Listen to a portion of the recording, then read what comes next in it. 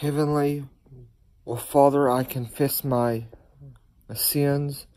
I forgive those that have sinned against me.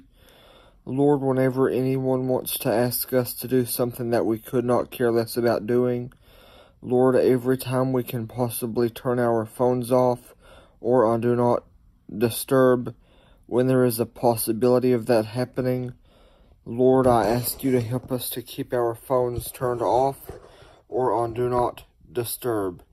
Lord, John 14 is where Jesus says, if you love me, keep my commandments. Matthew 22 says one of the two most important commandments is to love your neighbor as yourself. Matthew 7, do unto others as you would have done unto you. Mark 9, all things are possible to those who believe.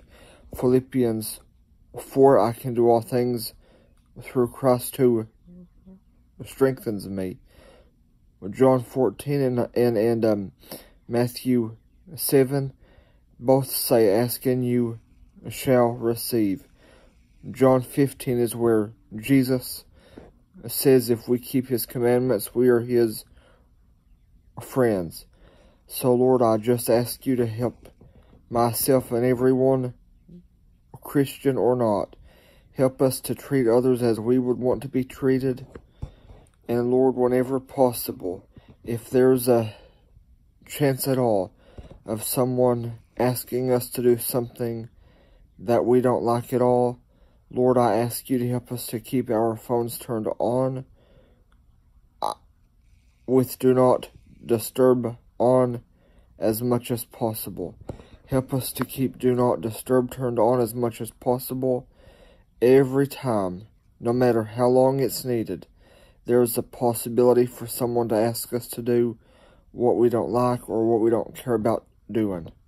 But Lord, if we want to avoid hurting someone's feelings